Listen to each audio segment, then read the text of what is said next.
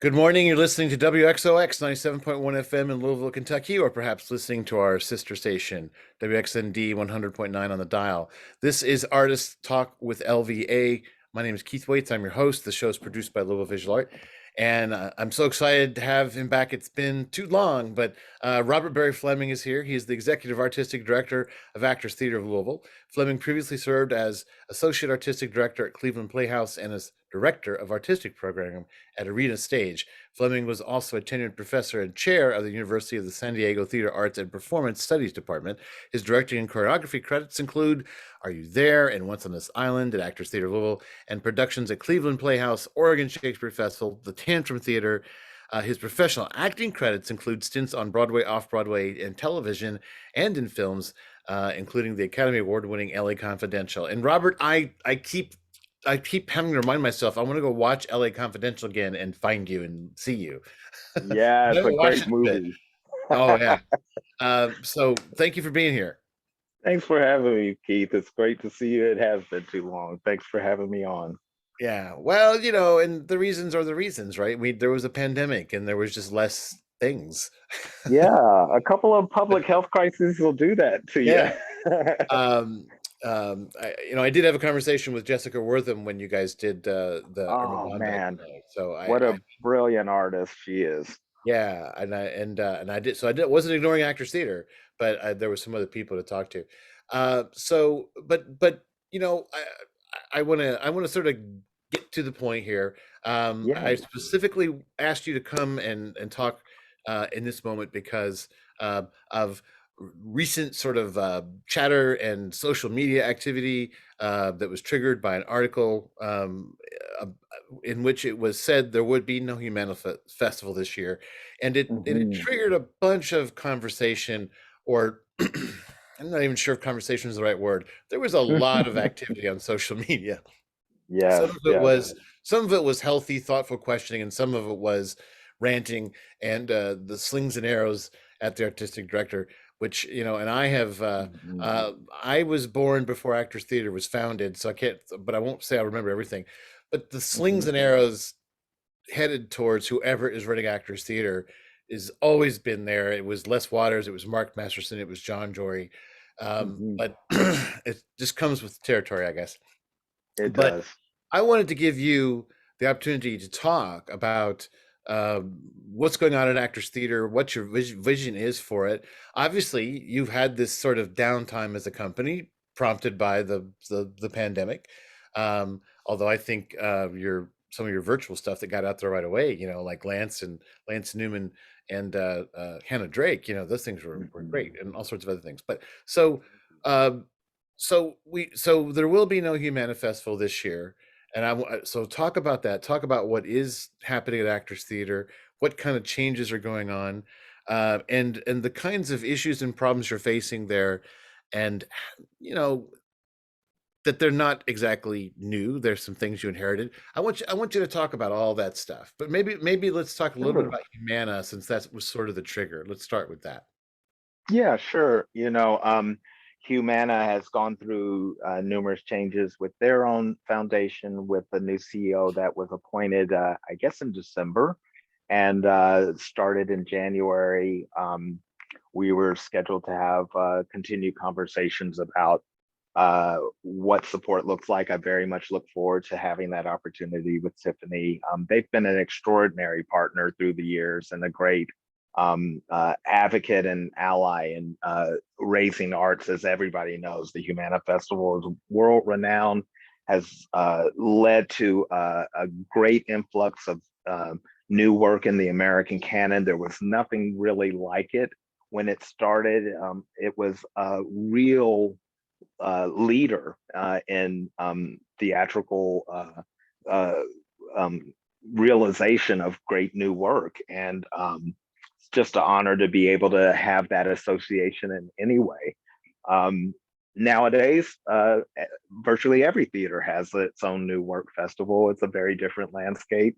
The funding of the American theater and supporting new work has evolved tremendously, and certainly the two public health crises of COVID as well as what has happened with the systemic reckoning with systemic racism has continued to accelerate numerous changes in the field, which includes producing theater.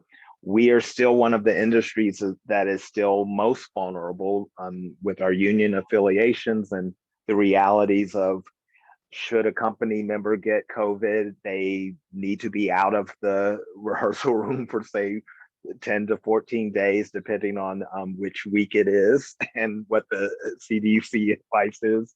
And then a 3 to 4 week schedule that can be really disastrous. So we remain vulnerable to some real challenges. And all of those things have required actors to reevaluate what capacity and ambition looks like in this new kind of unprecedented moment. I think it's also demonstrated a really responsible corporate leader like Humana themselves want to make sure that they're engaged with ways that they can best serve the community as well. And I think we share great alignment in terms of putting health and wellness at the front of what we want to do in a holistic and comprehensive way. So, but we just, sometimes your process of evolution doesn't really fit a fiscal year and doesn't fit a timetable of people's expectations. And so we did not schedule. It's not that we canceled. We didn't schedule a Humana festival because there was not enough information to do that in a responsible way.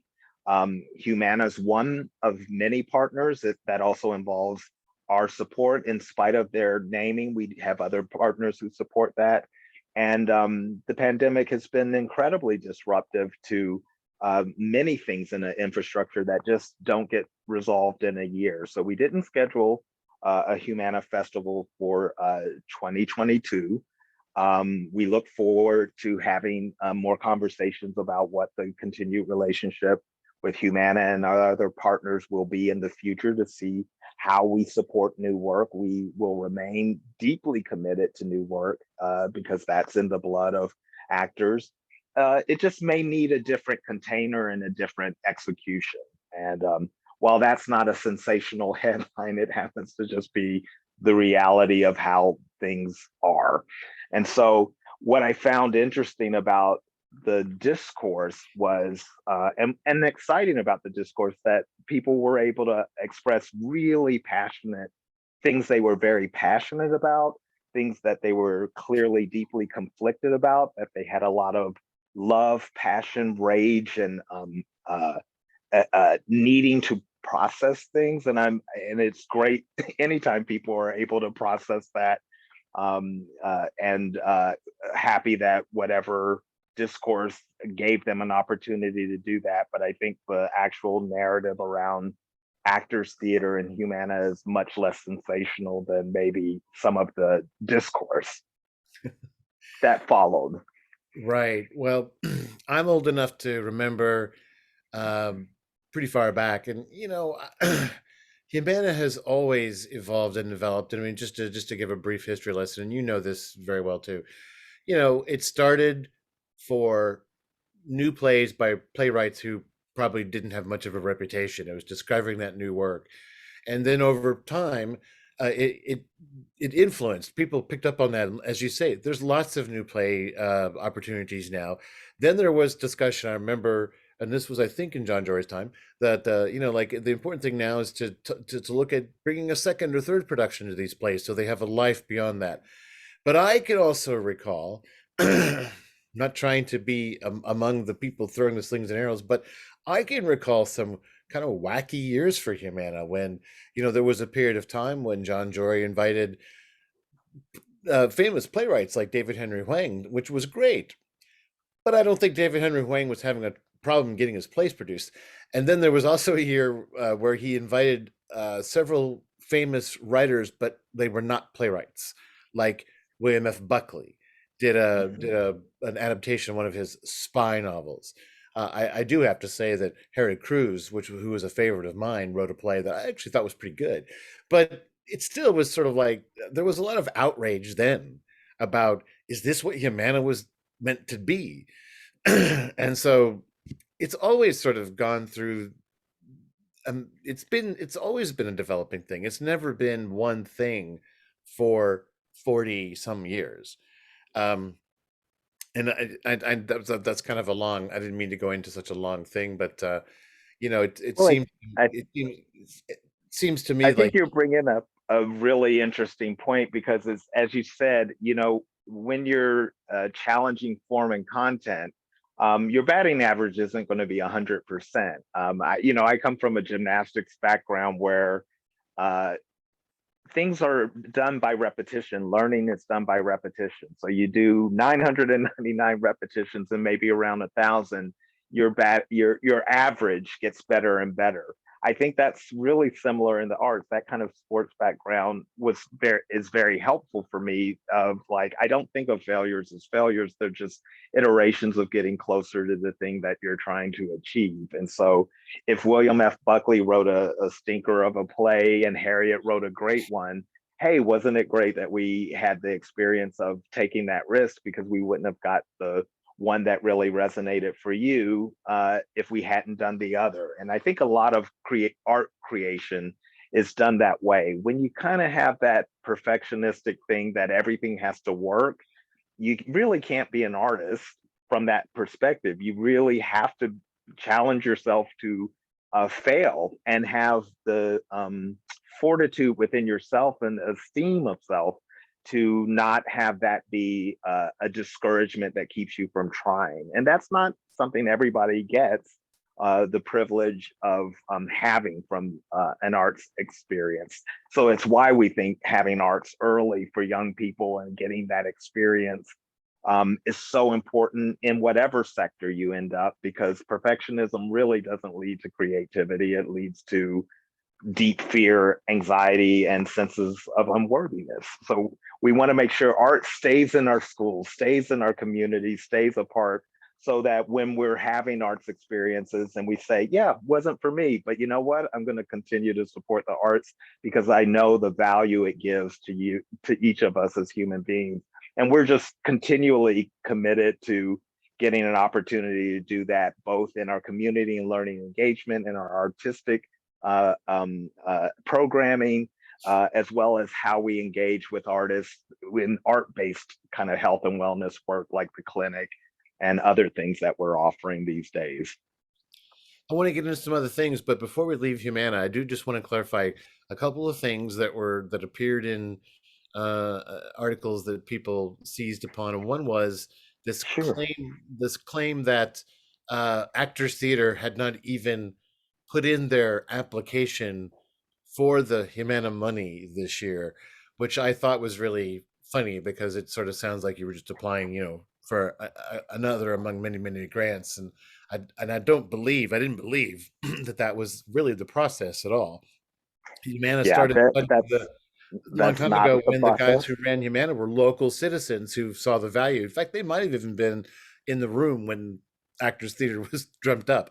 Um, and they're long gone now. So what is the dialogue with Humana? You mentioned, you alluded to it at the beginning about how they have a new CEO at the foundation, and we're talking, the foundation and the sort of the mega insurance company are sort of two different things. They are indeed. Yeah, and the foundation has done something quite extraordinary with their community partnerships with smaller organizations, and they do have a process that is an application process for that. That's not something with a partner of our size that they have created, although I understand that's something they're interested in creating. We've had a very different way of engaging and receiving support from them that is not about an application process in that way. It's like many supports, a kind of multi-year deal.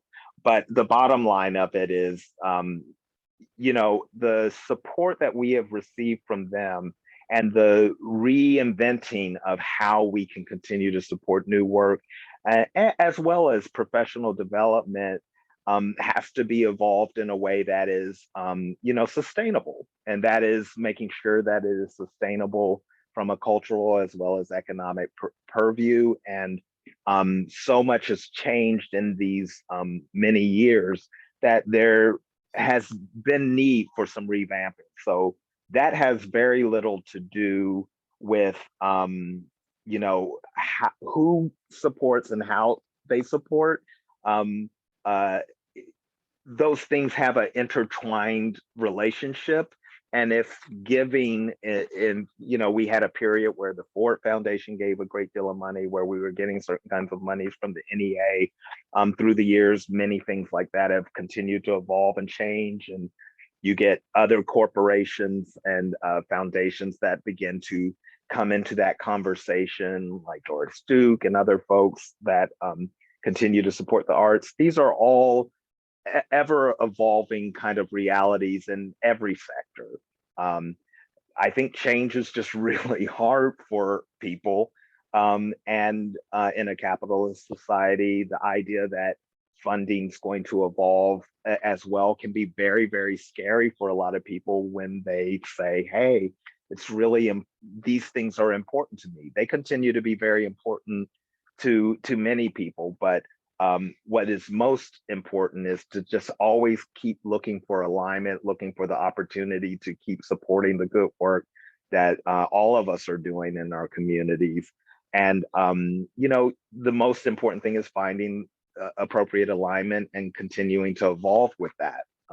And that is, I think, what all corporations and nonprofit institutions continue to do, whatever the partnership is.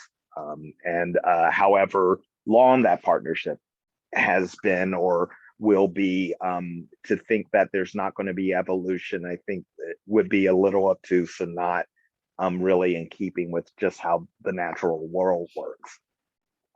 Well, and it also there's just a very basic question too.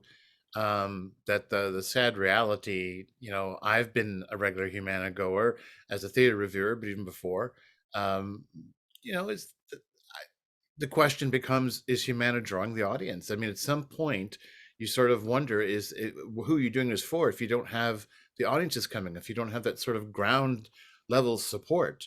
I've been in, I can't remember the last time I was in a Humana show that was sold out. And so that's a reality you have to cope with too. I think when you're talking about Critics Weekend and things like that, there was always a lot more bodies that had come in. But and I don't know if there's any statistics, but has the community been supporting the Humana Festival, or do they just support the reputation of the Humana Festival with uh, lip service?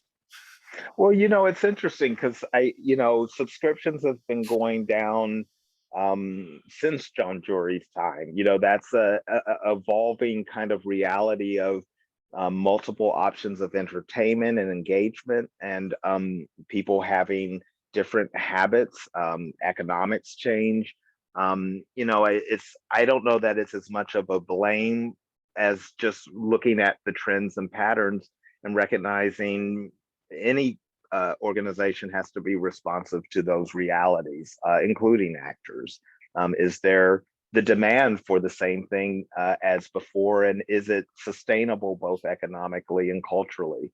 As you get information that makes it pretty clear that some of that really needs reexamination and revision, you make those changes and you begin to investigate other ways that you can still support. I think it's like transportation. It might, maybe it started with a stone wheel, but now we're talking about, flying to to Mars or whatever. And it doesn't resemble what it looked like before, but it's still about exploration, locomotion, and travel. So what is legible? I know when Anna Devere Smith first began her work, kind of doing documentary live performance of different characters, people were like, "That's not acting. That is," and we're outraged. And a couple of years later, she's on Nurse Betty, and no one's having that debate anymore. I'm sure the first, and it's not to minimize people's discomfort with the change in any way. It's just simply to say the shock of evolution and the shock of change and evolution is always a challenging thing, and you can't blame people for being nostalgic for what they know and what they feel like they value. And sometimes what they value are some of the details, and I wouldn't want to take that away from anybody who had a particularly impactful experience at Actors, and wax nostalgic for that. I certainly had some formidable experiences getting to see Angels in America and the Kentucky cycle at the Center Theater Group. And nothing like that would ever be as impactful as those things were for me personally. Those plays, when I taught them in college, I had students say, yeah, this doesn't resonate for me. What else you got? And it's like, that's hard when something that was so impactful to you, like someone else seems like it doesn't resonate for them. But that kind of evolution, those things come back around. And what's important to each of us, we value and appreciate that, and we value and appreciate the passion.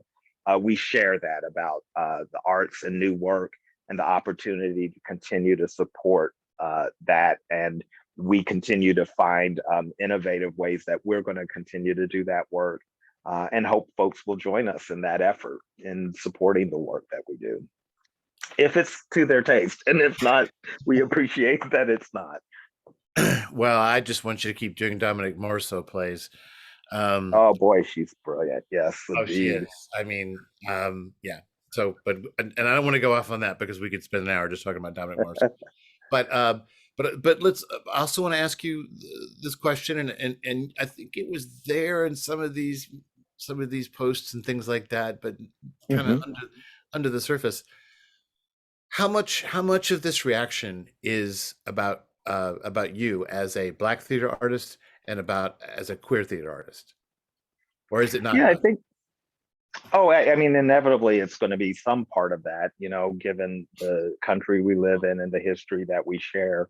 I think it'd be obtuse to suggest that it wasn't. I don't know if that's as relevant as the thing of, what we're doing at Actors is really about, I think at some level, self-actualization. So we want to create an environment where we're increasing our own awareness and our disassociation from who we are, where we've been, and where we're going.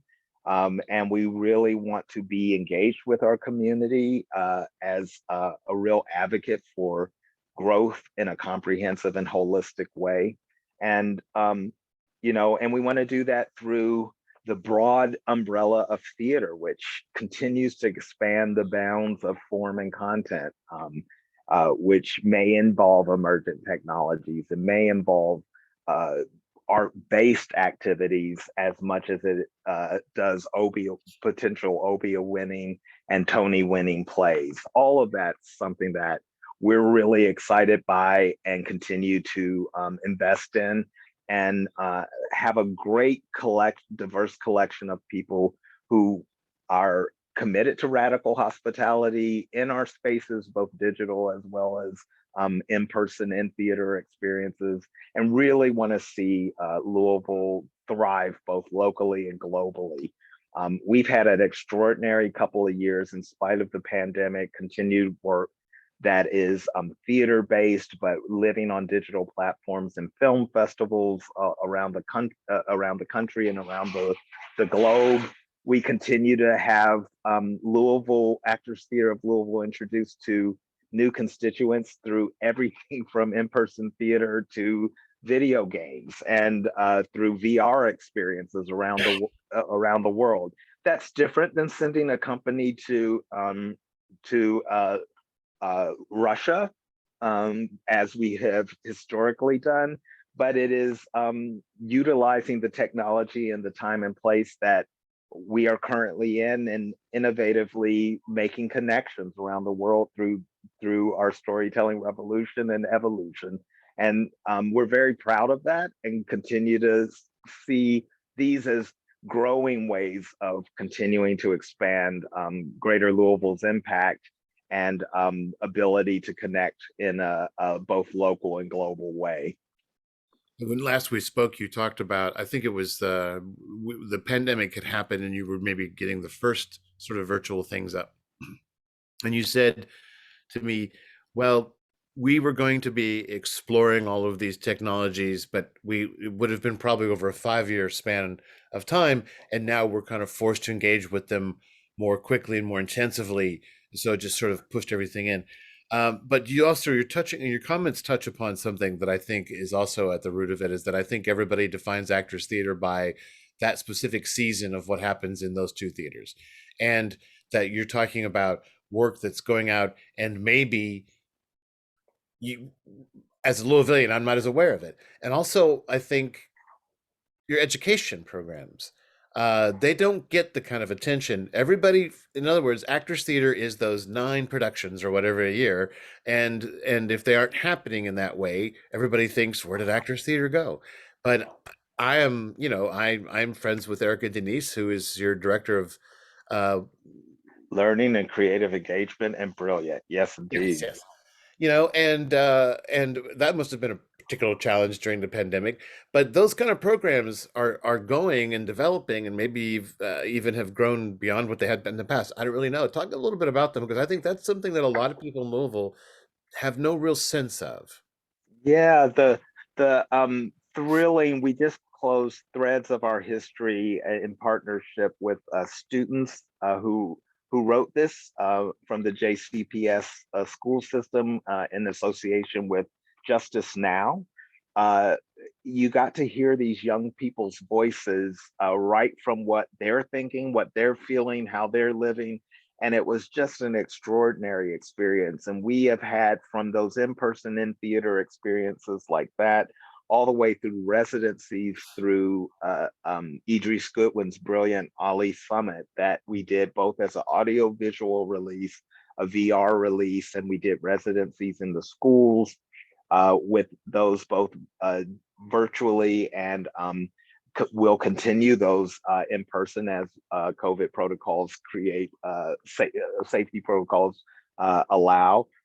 We've just had an extraordinary time getting to connect with young people, hear their voices, see their expression, watch them grow, and learn a sense of their own sense of agency and advocacy for that which they are, and that which they think, and that which they are deeply passionate about. And this work has been done by teaching artists in collaboration and partnership, just like our artistic work, just like much of our work that we've done in health and wellness.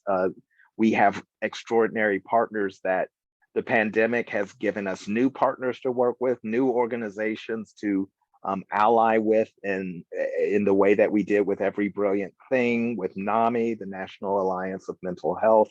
We continue to just get to do so much with so many in creating a flourishing kind of community, both artistically and using art as the grounding of that kind of healing and rich creative expression. And without question, our learning creative engagement, led by Erica Denise and Kevin Moore, have been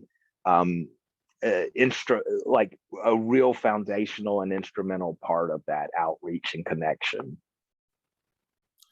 Well, and it's also, I want to touch upon another thing that sort of went hand in hand in all this chatter, was that the status of the apprentice or professional training company, I think is Yes, the proper, um, which again a lot of people see has been a mainstay for all these years.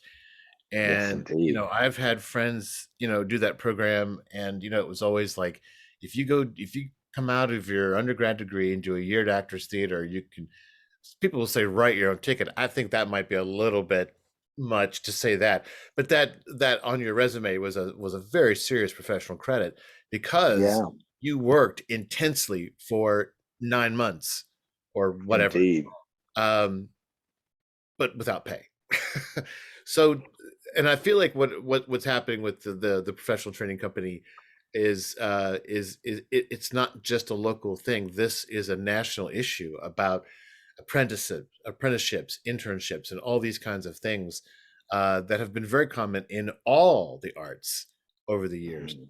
Talk to me a little bit about that. So, where are you with a professional training company, and whether there should be one or how it should function if there is one? Yeah, it's an interesting binary of have or have not, as opposed to maybe looking at a way, how can we support professional development and equitable compensation that does not leave early career professionals in vulnerable positions that are unsafe and potentially exploitative. That's our goal. How that is applied and at what scale has to be commensurate with the capacity that you have. You know, the ambition of having 40 apprentices when you have a staff of 30, obviously you could not responsibly shepherd them. You know, when we had 100 employees, then that's a different conversation. But the reality is we're under 40. So we wouldn't take on something that would be foolish and even more unsafe than you know, something that previously had some challenges. We want to make sure that we do that kind of professional development responsibly, and we understand people's nostalgia for a different time and place where having 40 was possible in multiple areas. We're just not at that place coming out of a pandemic. And, you know, as you say, it's been a national question about, you know, you want to make sure what you're doing is adding value and not creating trauma, you know, and putting people in harm's way. And there have been some questions about that. There is a good reason for the Me Too movement, a good reason for Black Lives Matter movement. If there's a disproportionate support for people who are on the top of a caste system rather than under it economically or racially. And we want to try to create a more equitable situation for and a safer situation for all in anything that we do in our art making and creative work. A lot of those voices have been silenced. We want to make sure those voices are equally heard. And if there is a way that we can add to harm reduction and create a more full flourishing opportunity for many people, that's what we're going to be about and do, regardless of how frustrating that may be for people who want us to maintain practices that we actually know don't really serve all. So does that mean you could maybe have a smaller company, or as you were talking, I was thinking, what if instead of funding a new play festival, a corporation gave you the money to actually pay a core of apprentices and interns? Well, that's Not what's like so I think that's what's so exciting about the moment. We look at capital venture opportunities and partnerships. One of the things that we know, and we're very excited about the conversations we're in. You know, one obviously potential way to do that is associating with a university or a partner who has can get mutual benefit from that opportunity. So we're having various conversations that would assure that it's mutually beneficial and creates equitable compensation for those who are participating in a rich opportunity. So the partnership can be a win-win for everybody that's involved.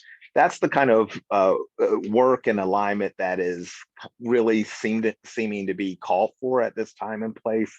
And what we are working diligently with partners to work through and are very excited. You know, some of it's premature to talk about as an sure. announcement, but it's exciting even at a time of great fluidity and uncertainty, ambiguity, and complexity that those kinds of opportunities continue to evidence themselves as potentialities. And we're exploring all of those things and allowing them to blossom and be supported as quickly as is naturally allowed. You know, as I said, not everything happens in a fiscal year.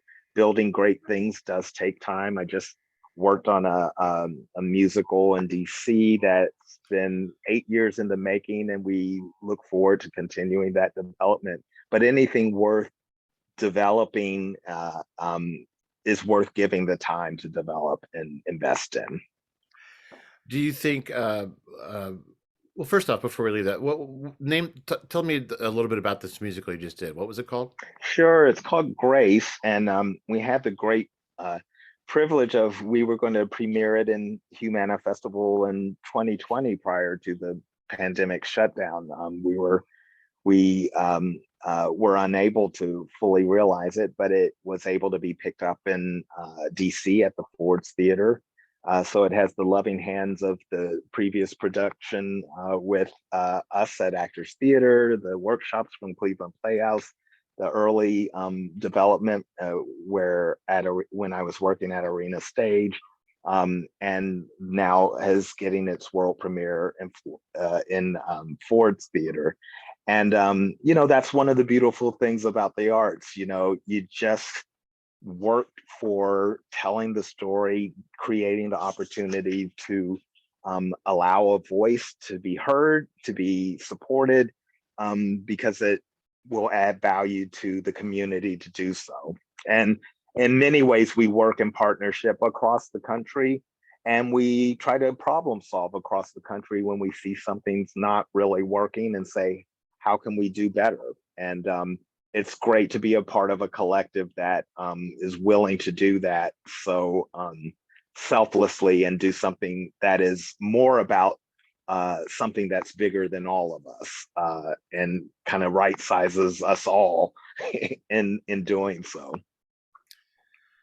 Well, so let's dream for a second. So, what if, like, if funding were no question, that you had all the money you would want to do it, what kind of new play or new material or playwright development would you do? Like, what would be your sandbox for that?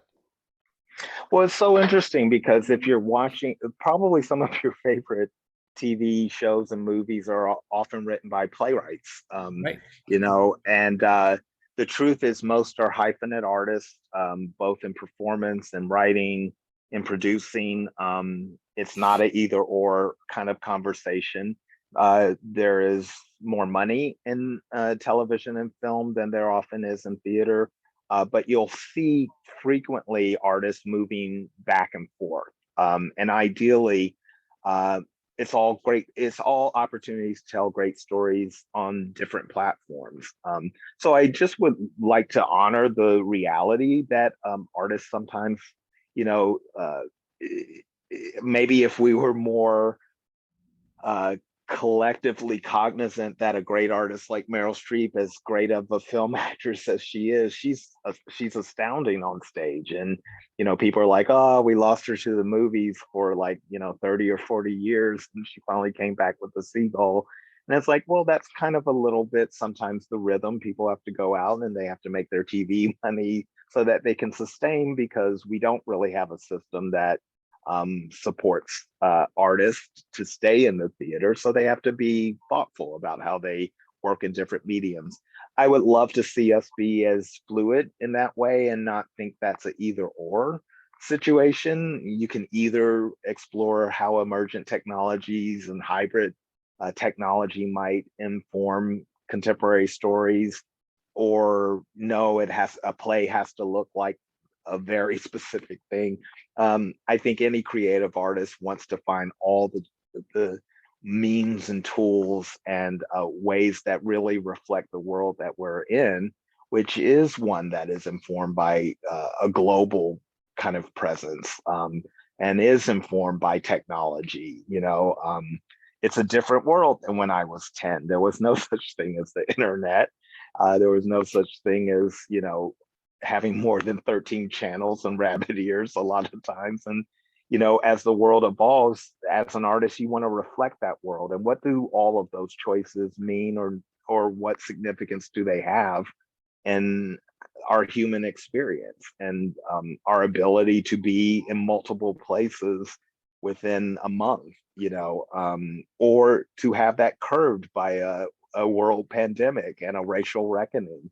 What happens when a country comes to terms with its own caste system that they denied even existed? What happens when we come to consciousness and a deeper understanding of who we are and where we are? How much do we fight it, and how much do we project that onto others? And aren't we a curious animal when we see that, both in this kind of tragic comedy that we often are seeing ourselves in, and are we a company, and are we an art form that can accurately reflect that, observe that, and reflect that back through the work? That would be the kind of art making that I would hope we would be able to do, as the wonderful Tina Packer said at Shakespeare and Company Theaters, the place where you can speak the unspeakable. There are so many things that so many stories that need to be told. And, we want to be the company that is supporting and encouraging those courageous voices to tell those stories.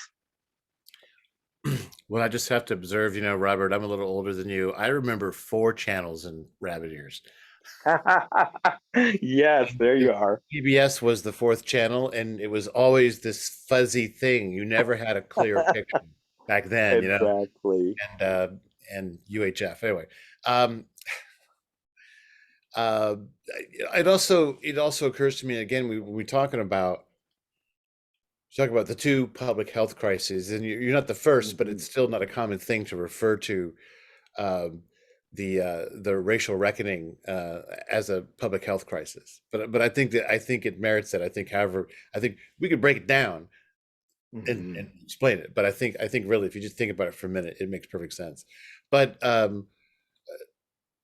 it's some of this sort of negative reaction that happened in this moment about, as you say, the lack of news, the fact that there just was no new information really about Humana. Humana's been canceled, and we could spend an hour talking about the weight that the word canceled, all the baggage the word canceled is carrying in our society right Mhm. now. But is it because people are tired of holding their breath? Are they, you know, uh, there's the COVID pandemic. We're in a pretty good place right now about that, but not through it.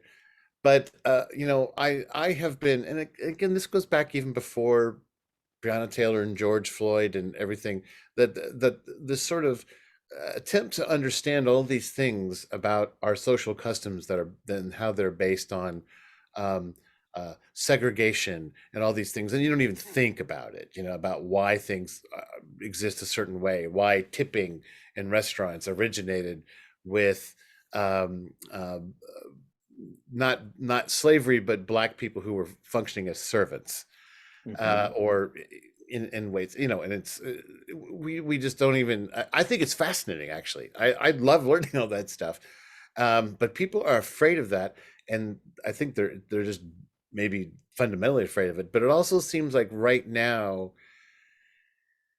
people suddenly have become more frightened of change. Is it because the world changed so much? It's just been too much. I don't know. What I observe is, and what I've always tried to be cognizant of, as an artist, one of the things we do when we're in pre-production and to understand the world of the play is you do a lot of dramaturgical research with your dramaturg, and you might do a lot of historical reading, that kind of thing. And just kind of the habit of doing that often makes you try to see a global sense of the world that's impacting the micro sense of the macro, and how it's influencing the micro. And Kentucky and the US, although I am of the country and of the state, um, I think doing certain kinds of dramaturgical research and historical contextualizing also gives you the ability to cognitively imagine, particularly as an artist, what if I was not framed as someone who was a slave, but a person who was enslaved in a system that was based on the fiction of white supremacy. And what if that story caught on in a way in order to maintain a certain power structure? So as you begin to do the historical digging and get some clarity of that, you begin to see strong reactions to that investigation, the anti-intellectualism, the sense of we simply can't have that because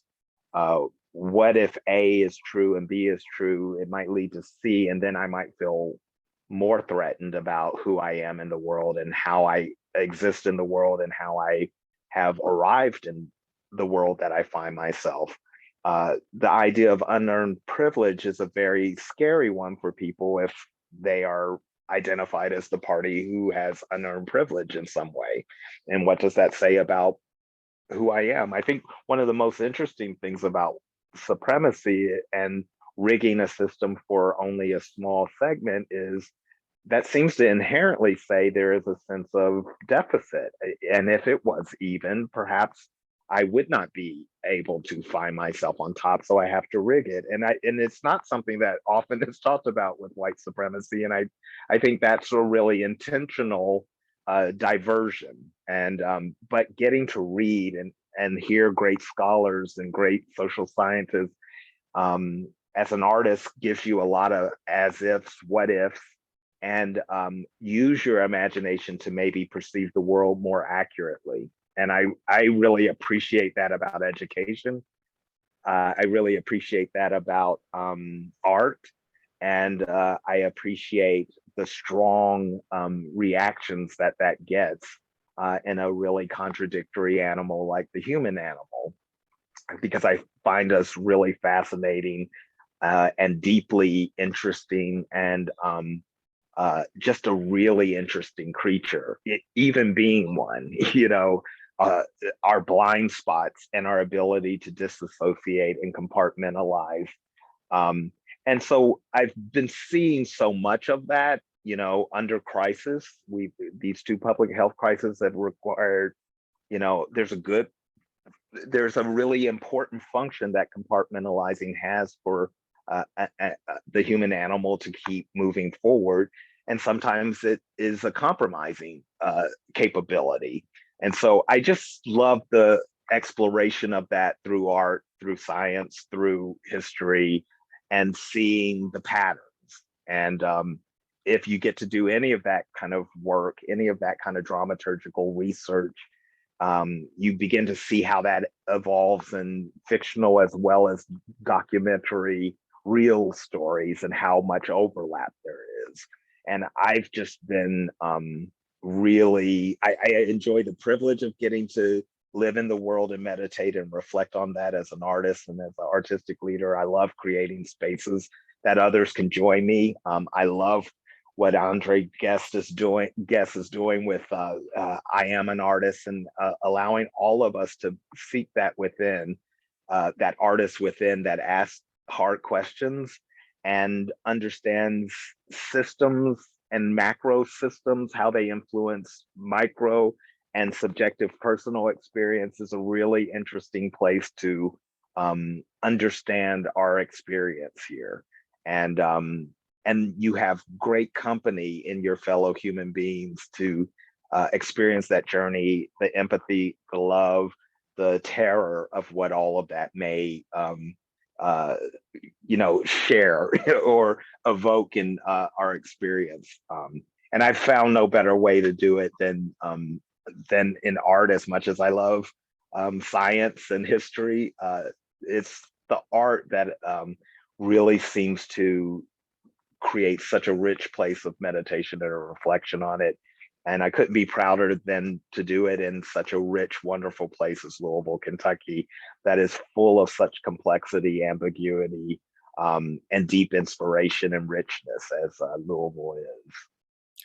We'll have one last question, and we just have a few minutes left, but it's something that an interview I did a little while back. Well, it was about a year ago, I guess, with Angelica Santiago, who I think Oh, you yes. and Christian Wiltshire. Uh, Yes. and I wanted to talk to them about, because they were two young professional actors who found that Louisville had proven to be a good base for them, Yes. and that it had actually provided opportunity. Now, neither one of them. Well, Christian's in Cincinnati. He's close by, Hmm. and he'll probably still do things down here. And Angelica has gone back to the East Coast for a time, but Yes. so there was a particular comment that Christian said to me when we were talking, because we were talking about their identities as theater artists of color, and Hmm. you know, Christian being black and Angelica being Hispanic, and you know, Christian said something. He said, "So if I told him I thought he was, you know, really one of the best black actors in town." Or I didn't say it that way, but he said, "So you may say that to me, and I may appreciate that because you see a lot of theater, and I know you have the context to make that comment. That if I walk through Russell or California or down into Shawnee, what do I mean to those people in those neighborhoods? You know, and like, you know, so it was an interesting thing, and so it makes me think about, like, so Actors Theaters down on Third and Main. What do you do, and what can you do to connect to, when you talk about diversity and equality and inclusion? What can you do to connect to those further neighborhoods? You know, are they getting enough of you? Well, yeah, and are we getting enough of them? Because Yeah. it is just like teaching, the student teaches the teacher as much as the teacher teaches the student. Those roles are constructed, and again, unearned privilege. Uh, because you have privilege doesn't mean you earned it. It just means that through being more capable, it just means you have that privilege. And what we're really finding is we all really need each other. We are doing initiatives like Louisville Sessions that allow for more collaborative exchange of great music, storytelling through great music on a digital platform, which has brought in a much closer, richer relationship between Louisville musicians of all different genres, from country to indie rock to R&B to hip hop to rap, to Latin expression on that platform alone. And we continue to be excited about entertaining playwrights, writers, animators, people in multiple areas to continue to express themselves through storytelling, with us both on an in-person and digital platform, and intergenerationally, and make actors the kind of service organization both in the digital realm as well as in the in-person location, that is welcoming, is understanding the fact that a radical hospitable place, meeting place like Actors, benefits every single one of us as a hub for discourse. Um, as Tocqueville said, it may be too big of a country to govern, and there's so much difference. But I love generative conflict, and I love the opportunity to have diverse points of view shared in a common space for a higher purpose. And I think one thing we can all agree on is we want to see full flourishing for Greater Louisville and all the denizens of Greater Louisville, and anyone who's touched by the great, special, and rich talents of this community. And we want to herald that all around the world, and all around the region, in whatever way we can. And we're doing that together. And that work has already begun. Many people before me were doing it, paved the way for me to come and be of service as a steward of the organization. And we're planting the seeds and paving the way for those who will come after to continue that great work, to really celebrate all the great things that this region has to offer and the world has to offer us in mutual exchange. So we're thrilled about thinking of that in a deeply local way, and continuing that work while we simultaneously do that in a global way, to share Lance's work both in Louisville, and then also know that people in China get to see him as well, is really fun, and that's true for a lot of our work. Well, that's a great note to end on. Robert Barry Fleming, thank you so much for taking the time. As usual, I don't know why it's been more than a year. We'll have to make sure it's not another year before we do this again. I really look forward to it. Thank you so much, Keith. All right, thank you.